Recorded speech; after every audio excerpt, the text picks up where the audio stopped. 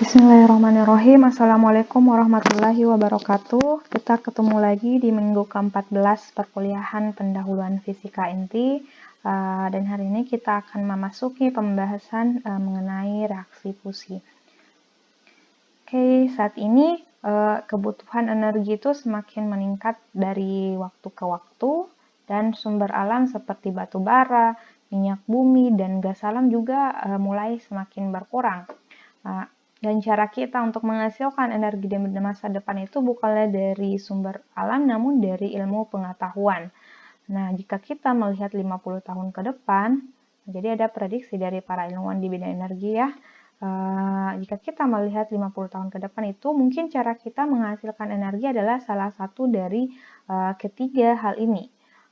Nah, ada juga dari tenaga angin dan beberapa sumber energi lainnya, tapi ketiga inilah yang akan menjadi dasar penggerak energi di masa depan. Nah, tenaga matahari atau yang dikenal dengan energi solar itu sebenarnya sangat bisa diandalkan, dan kita tentunya harus mengembangkannya. Namun kita masih harus banyak belajar untuk membuat energi matahari itu sebagai sumber energi utama di dunia. Terus ada fisi nuklir yang sempat kita bahas minggu lalu. Jadi saat ini itu negara-negara maju berlomba-lomba untuk membangun pembangkit listrik tenaga nuklir, karena mereka tahu itulah cara yang pasti untuk menghasilkan energi yang bebas karbon dioksida. Namun jika kalian ingin tahu tentang sumber energi yang sempurna, itu adalah yang tidak memerlukan tempat yang luas, memiliki pasokan bahan bakar yang melimpah atau tidak akan habis, terus dia aman dan tidak melepaskan karbon ke atmosfer, tidak meninggalkan limbah radioaktif dalam jangka waktu yang lama, maka sumber energi itu adalah fusi. Namun ada tantangannya. Tentu saja selalu ada tantangan untuk mencapai hal-hal yang mendekati kesempurnaan itu. Reaksi fusi ini sangat sulit untuk dilakukan di bumi, karena kita tahu bahwa reaksi fusi itu adalah yang terjadi di matahari dan bintang-bintang lainnya. Nah, para ilmuwan itu sudah mencobanya selama lebih dari 50 tahun untuk membuat reaksi fusi ini, dan kita akan bahas mengenai perkembangan reaksi fusi ini, perkembangan reaktor fusi ini pada bagian selanjutnya nanti. Nah, sebelum itu, apa itu fusi? Oke, kita masuk ke bagian fisika nuklirnya. Jadi, reaksi fusi ini merupakan kebalikan dari reaksi fisi yang minggu lalu kita bahas. Jadi, reaksi fusi itu merupakan penggabungan dua buah inti ringan menjadi inti yang lebih berat dan disertai dengan pelepasan energi yang sangat besar. Nah, pada tahun 1940-an itu, para ilmuwan mencoba untuk membuat suatu reaksi yang mirip dengan reaksi yang ada di matahari. Nah, ada suatu reaksi yang mungkin adalah reaksi fusi termudah untuk dilakukan di bumi. Jadi termudahnya itu adalah tanda kutip ya, karena ternyata tidak semudah apa yang akan saya jelaskan nanti. Jadi reaksi itu adalah dua isotop hidrogen, jadi ada deuterium dan tritium. Ini merupakan isotop hidrogen atau sejenis hidrogen. Jadi deuterium ini adalah hidrogen berat yang dapat diperoleh dari air laut, dan tritium yang merupakan hidrogen yang sangat berat. Nah, kedua inti atom ini, deuterium dan tritium, saat terpisah jauh dia akan saling jadi saat dia terpisah jauh, ini kan dia akan bermuatan listrik. Jadi saat kita mendekatkannya, jadi kita dekatkan deuterium dengan tritium ini, inti atomnya itu akan saling tolak menolak. Jadi deuterium dan tritium ini akan saling tolak menolak. Namun saat jarak kedua inti atom ini cukup dekat, kita dekatkan, maka akan ada sesuatu yang muncul yang disebut strong force. Jadi ada strong force ya, atau gaya nuklir kuat. Nah, itu namanya strong force. Jadi kalau deuterium dan tritium ini didekatkan dengan jarak yang sangat dekat, maka akan muncul yang namanya strong force atau gaya nuklir kuat yang menyebabkan deuterium dan tritium ini akan saling tarik-menarik. Jadi hampir setiap saat mereka itu akan saling tolak-menolak. Namun ketika kita mendekatkan keduanya pada suatu titik, deuterium dan tritium ini akan saling tarik-menarik karena adanya gaya nuklir kuat tadi, strong force. Jadi gaya nuklir kuat ini akan mencengkeram keduanya dan membentuk helium-5. Jadi ini namanya helium-5. Helium-5 itu karena ada 5 partikel di dalamnya. Jadi ini tadi 2, ada 3. Jika dia bersatu, dia akan terbentuk helium-5. Jadi inilah prosesnya. Deuterium dan tritium bergabung membentuk helium-5. Helium-5 terpecah dan melepaskan sebuah neutron dan mengeluarkan banyak energi. Ini energinya sekitar 17,6 mega elektron volt. Nah, selain menghasilkan energi yang sangat besar, reaksi ini juga berlangsung pada suhu yang sangat tinggi. Makanya dinamakan dia sebagai reaksi termonuklir. Nah, suhu yang digunakan itu biasanya dalam orde kurang lebih 10 pangkat 8 derajat Celcius atau 150 juta derajat. Nah, pada saat suhu ini, semua gas itu akan terionisasi dan dia disebut dalam kondisi plasma. Jadi kondisinya itu pada suhu ini itu semua gasnya disebut dengan plasma. Jadi jika Anda menciptakan suhu 150 derajat, benda-benda itu akan bergerak dengan sangat cepat, sehingga setiap kali mereka bertabrakan, partikel-partikelnya bertabrakan dengan konfigurasi yang tepat, dia akan memicu terjadinya reaksi fusi dan tentunya akan melepaskan energi. Nah, ada satu hal yang sulit dalam reaksi fusi ini, selain untuk menghasilkan suhu 150 derajat, hal yang rumit tentang reaksi fusi ini adalah karena tritium itu tidak terdapat secara alami di alam, jadi harus dibuat. Nah, kita tahu bahwa yang reaksi deuterium dan reaksi fusi ini membutuhkan tritium untuk menghasilkan reaksi fusi. Jadi, namun di alam itu tritium itu tidak tersedia, jadi kita harus buat tritium ini. Nah, bagaimana caranya? Itu tritium itu bisa dibuat dari litium. Jadi reaksi di bawah ini itu adalah litium 6, terus ditambah sebuah neutron, dia akan menghasilkan helium ditambah dengan tritium. Jadi inilah cara membuat tritium. Nah, ada beberapa keistimewaan dari reaksi fusi. Itu yang pertama adalah energi yang dihasilkan itu sangat melimpah.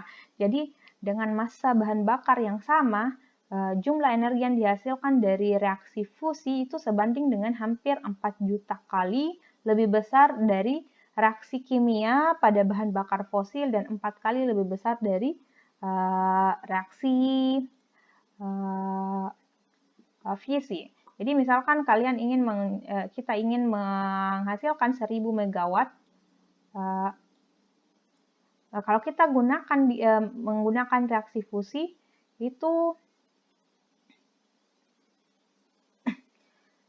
energi yang dihasilkan dari reaksi fusi itu sebanding dengan hampir 4 juta kali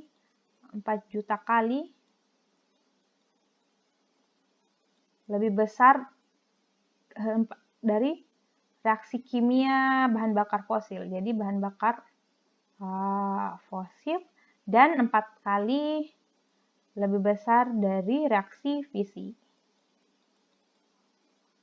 Jadi energi yang dihasilkan untuk menghasilkan energi yang sama dengan menggunakan 3 bahan reaksi fusi dan reaksi kimia seperti menggunakan bahan bakar fosil itu ternyata reaksi fusi menghasilkan energi yang lebih besar.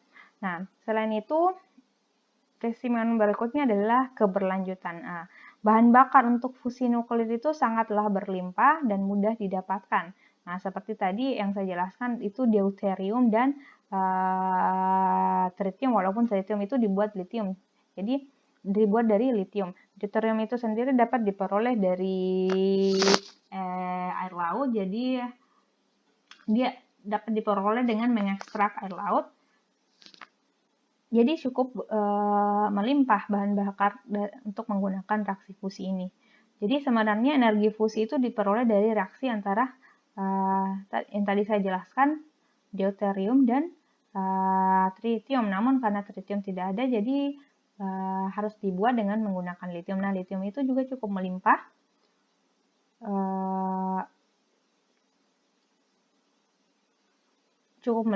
Dan deuterium juga cukup melimpah. Jadi ini keistimewaan dari reaksi fusinya. Jadi itu keberlanjutan.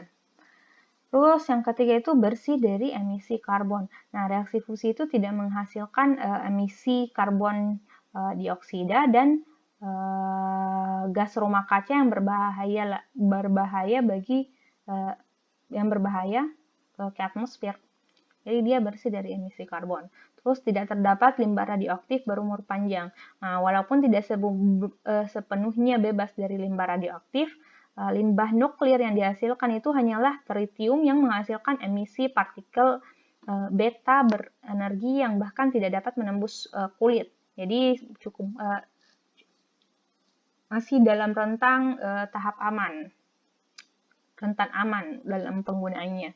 Jadi selain itu tritium itu juga hanya memiliki waktu paruh 12,3 tahun. Jadi dia akan habis mengeluruh dengan waktu paruh 12,3 tahun.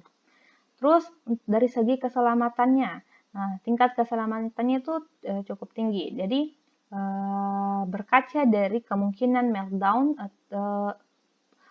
yang dialami oleh reaktor Fukushima 2011 lalu, hal tersebut itu tidak mungkin terjadi pada reaktor fusi karena fase plasma yang berperan sebagai medium terjadinya reaksi fusi itu tidak dapat memicu terjadinya meltdown. Jadi di dalam bejana terjadinya fusi, jika terdapat suatu gangguan pada plasma, maka plasma tersebut itu tidak akan mendingin dalam hitungan detik. Jadi maka plasma tersebut tidak akan tetap dapat mendingin dalam hitungan detik dan berhenti beraksi seketika. Jadi tingkat keselamatannya tinggi dengan menggunakan reaksi fusi. Nah, itu titik keistimewaannya. Untuk kekurangannya sendiri sudah saya jelaskan tadi bahwa dia butuh suhu yang sangat tinggi, yang tentunya kalau kita mau mencapai itu butuh dana yang sangat besar dan pengetahuan yang sangat tinggi untuk mengelola sumber energi dari reaksi fusi. Terus tadi yang tritium yang tidak tersedia secara alami jadi harus dibuat. Nah, kalau harus dibuat tentunya juga akan menggunakan dana yang cukup besar. Nah, ini yang kekurangannya reaksi fusi. Nah, salah satu syarat yang seperti yang saya jelaskan tadi, salah satu syarat terjadinya reaksi fusi itu, jadi fusi nuklir itu bukan hanya temperaturnya yang tinggi, jadi dia itu harus namanya dikungkung. Jadi kalau misalkan di matahari itu dikungkung oleh gaya-gaya gravitasi matahari. Terus yang kedua, pun ketika kita ingin mencapai suhu yang sangat tinggi, let's say sama dengan suhu di matahari, caranya bagaimana? Sedangkan tidak ada material yang memang kuat untuk menahan panas sekitar 150 juta derajat itu. Jadi muncullah ide-ide dari para ilmuwan bagaimana caranya membuat desain reaktor di mana di dalam reaktor tersebut itu terjadi reaksi fusi nuklir yang sangat tinggi, tetapi tidak melelehkan material-material yang ada di sekelilingnya. Nah, sebenarnya ada beberapa desain reaktor, salah satunya itu adalah yang memang sudah dibangun oleh China yang namanya tokamak magnetic plasma reactor. Nah, untuk desain lebih jelasnya dalam bentuk 3D, kalian bisa mengaksesnya dengan mengklik link ini yang akan saya sediakan juga di bagian bawah deskripsi kolom video ini. Kalian bisa cek gambaran 3D dari reaktor tokamak ini. Jadi reaktor fusi bernama tokamak ini merupakan hasil penelitian ilmuwan Cina yang berhasil beroperasi dan dijuluki matahari buatan. Nah, matahari buatan. Jadi tahun lalu itu sempat viral tentang matahari buatan dari Cina, tapi masalahnya viralnya itu bukan karena kagum karena teknologinya atau perkembangan ilmunya, tapi karena pada salah paham dikira matahari buatan ini tujuannya untuk menggantikan matahari yang asli atau dikira untuk melampaui ciptaan Tuhan. Jadi Cina itu sendiri berusaha untuk mereplikasi reaksi yang terjadi di matahari, yaitu reaksi fusi. Jadi bukan literally secara harfiah membuat matahari ya. Dan itu memang dimanifestasikan dalam bentuk reaktor fusi nuklir. Jadi matahari buatan ini berhasil dinyalakan meski hanya dalam hitungan detik.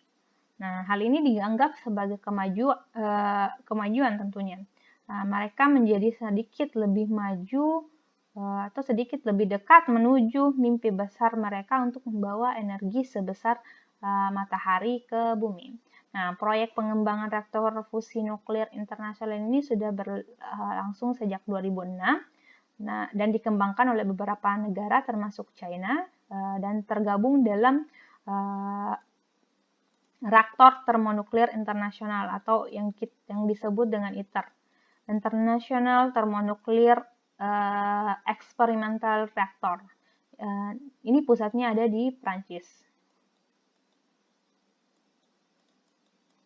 Nah, ITER ini itu semboyannya ada bring the power of the sun to the earth. Jadi tujuannya itu supaya reaksi fusi alami yang terjadi di matahari itu bisa dibuat di bumi. Luar biasa ya. Jadi sekarang seperti yang saya jelaskan tadi bahwa untuk membuat reaksi fusi itu dibutuhkan suhu yang sangat tinggi, sekitar 150 derajat. Nah, bagaimana caranya menahan sesuatu itu tahan terhadap suhu 150 derajat? Kita tahu bahwa tidak ada material-material yang bisa tahan untuk suhu sebesar itu. Nah, para ilmuwan ternyata telah melakukannya. Jadi, mereka menahannya dengan yang namanya medan magnet. Jadi, di dalamnya itu tepat di tengah kumparan toroida ini yang berbentuk seperti donat, suhunya itu adalah sekitar 150 derajat. 150 juta derajat ya. Jadi semuanya itu menguap di tengah-tengah pada suhu 150 juta derajat. Jadi prinsipnya seperti ini. Jadi plasma yang digunakan itu, jadi ini plasma yang digunakan untuk mewujudkan reaksi fusi itu adalah plasma yang memang hanya terdiri dari muatan positif dan elektron. Nah, kita tahu kalau muatan itu adalah secara fisika muatan itu berinteraksi dengan magnetic field atau medan magnet. Jadi muatan itu sensitif dengan medan magnet. Jadi dengan adanya medan magnet ini yang berbentuk toroida, si plasma atau si ion positif dan elektron itu tadi tidak bisa menyentuh dinding-dinding di sekitarnya, dinding atas, dinding bawah, dinding kiri kanan, dinding manapun. Jadi dia seperti melayang. Jadi plasma tersebut berada di antara dinding-dinding dan bergerak. Jadi panasnya itu tidak menyentuh dinding dan melelahkan dinding. Jadi kata kuncinya itu si plasma ini melayang karena adanya medan magnet. Jadi bagaimana dengan suhu di dalam reaktor? Nah, jadi perlu diketahui bahwa temperatur yang ada di dalam tokamak itu tidak semuanya terdistribusi secara merata. Dalam artian temperaturnya itu tidak seluruhnya sama. Jadi ketika semakin mendekat ke ujung plasma, temperaturnya itu akan semakin menurun. Jadi ada gradiasi temperatur di sini. Yang paling tinggi itu hanya di pusat atau yang dinamakan plasma core. Jadi kalau di plasma edge atau di pinggir plasma itu temperaturnya akan menurun. Jadi yang paling panas itu adalah di plasma core dan semakin menurun menuju plasma edge atau pinggirannya. Jadi plasma itu hanya di dalam jarak 1,2 meter saja terdapat perbedaan temperatur 1:10 juta.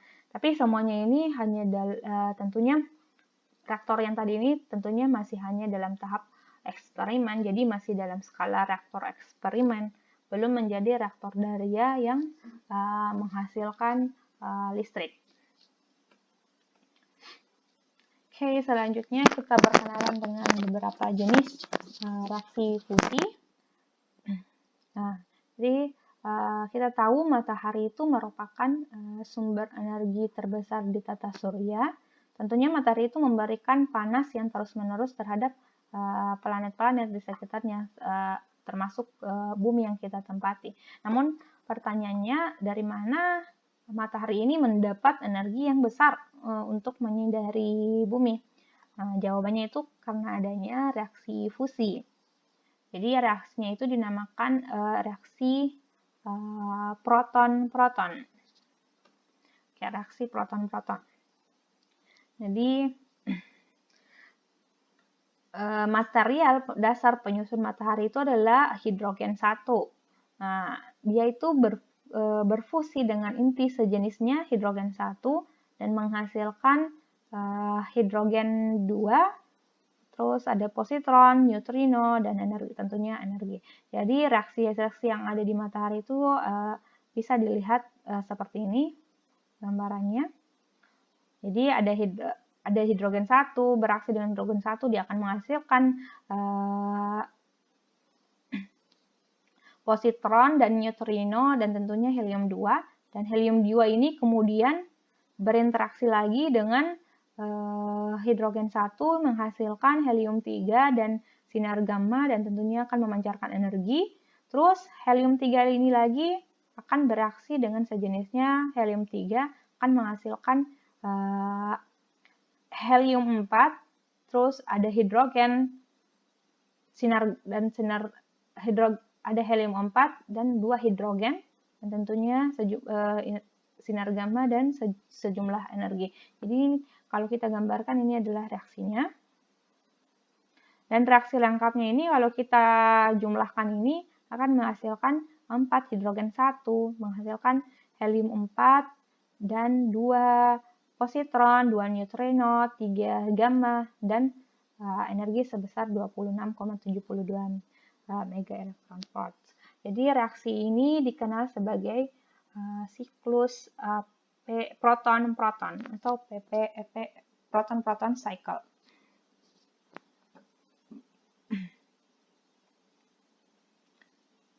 Nah, salah satu variasi siklus proton-proton ini adalah seperti ini dengan yang ini. Jadi bedanya hanya pada saat penggabungan antara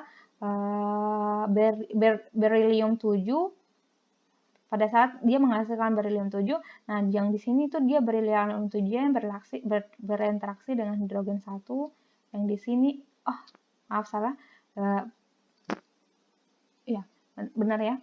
Yang berbeda hanya di reaksi yang di sininya. Jadi pada saat berilium 7-nya ini berinteraksi dengan hidrogen 1, dia di sini akan menghasilkan 2 helium 4. Tapi di sini dia akan menghasilkan boron 8. Jadi ini salah satu variasi siklus proton-proton. Tapi energi yang dihasilkannya sama, sekitar 26,72 mega electron volt.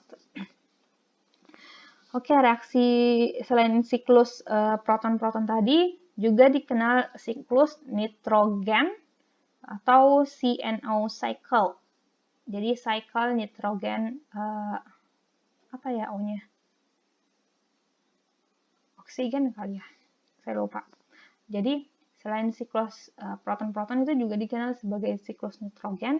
Nah, reaksinya itu dia menggunakan karbon 12 dan nanti akan menghasilkan nitrogen 13, terus nitrogen 13-nya akan menghasilkan lagi karbon 13 sampai dengan menghasilkan reaksi seperti ini.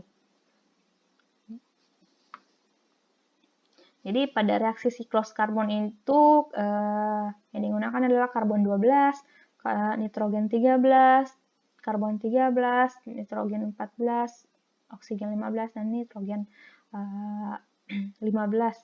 Jadi, nah ini kenapa dia dikatakan dengan siklus CNO. Jadi, CNO itu karbon, nitrogen, dan oksigen. Nah, energi reaksinya juga sama, sekitar 26,72 mega electron volt. Perbedaan keduanya itu perbedaan antara reaksi proton-proton dan reaksi CNO itu terletak pada gaya tolak kolomnya. Jadi di mana siklus karbon itu memiliki gaya tolak kolom yang lebih besar sehingga energi ambangnya pun lebih besar. Jadi dengan demikian siklus karbon itu lebih dominan pada hidrogen 1 pada temperatur tinggi, sedangkan pada siklus proton-proton yang tadi itu lebih dominan pada hidrogen 1 yang pada suhu yang lebih rendah. Oke, ini dua jenis reaksi fusi. Oke, sekarang kita bahas contoh. Ini salah ya. Oke. Berapakah energi yang dihasilkan bila 4 buah proton bergabung menghasilkan partikel menghasilkan apa ini? Salah ya soalnya ini.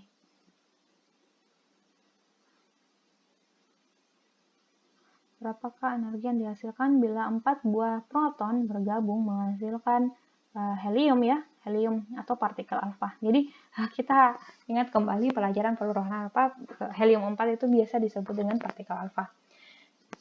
Jadi pertanyaannya, berapakah energi yang dihasilkan bila 4 buah proton bergabung menghasilkan partikel alfa?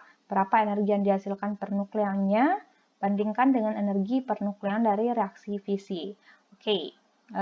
Kalau kita tuliskan fraksinya itu seperti ini ya, 4 buah proton berarti 4 hidrogen 1 ya, hidrogen 1 kan sama dengan 1 buah proton. Jadi 4 buah proton itu menghasilkan partikel alfa. Kalau dia menghasilkan partikel alfa, otomatis dia akan menghasilkan 2 positron dan 2 neutron dan juga partikel gamma. Nah, energi yang dihasilkannya itu adalah tentunya cukup kalian perkurangkan energi di sebelah kiri ini dikurang energi di sebelah kanan. Nah, yang ini dia masanya 0 karena massa positron dan massa neutronnya tidak ada, partikel gamma juga massanya tidak ada, sehingga yang kita perlu kurangkan itu hanyalah yang ini dan yang ini. Jadi 4 massa proton dikurang massa partikel alfa atau massa helium 4. Nah, kalau kalian cari hitung ini 4 massa proton dikurang massa alfa, kalian akan mendapatkan itu sekitar 26,73. Ini 26,72 kali ya. 72 atau 73 mega elektron volt. Silakan cari sendiri. Jadi energi yang dihasilkan itu sekitar ini 26,72 mega elektron volt. Nah, karena reaksi ini melibatkan 4 nukleon, maka jika kita ingin mencari energi yang dihasilkan per nukleonnya itu berarti harus kita bagi menjadi bagi 4 karena ada 4 nukleon. Jadinya itu adalah 6,68 mega elektron volt. Nah, kalau kita bandingkan energi nukleon dari hasil fisi atau hasil peluruhan U235 itu dia energi per nukleonnya adalah 0,88 mega elektron volt. Jadi perbedaan ini menunjukkan bahwa reaksi fusi merupakan sumber energi yang lebih potensial dibanding dengan reaksi fisi. Oke, untuk contoh selanjutnya buktikan bahwa energi yang dihasilkan dari siklus CNO adalah 26,73 mega elektron volt. Oke, untuk contoh keduanya ini silakan kalian coba sendiri apakah benar akan menghasilkan 26,72 ya atau 26,73 mega elektron volt. Oke, kalian coba sendiri ya, buktikan. Oke, saya kira cukup sekian penjelasan tentang reaksi fusi pada pertemuan kali ini. Terima kasih kalian yang sudah menyimak video ini sampai akhir. Oke, wassalamualaikum warahmatullahi wabarakatuh.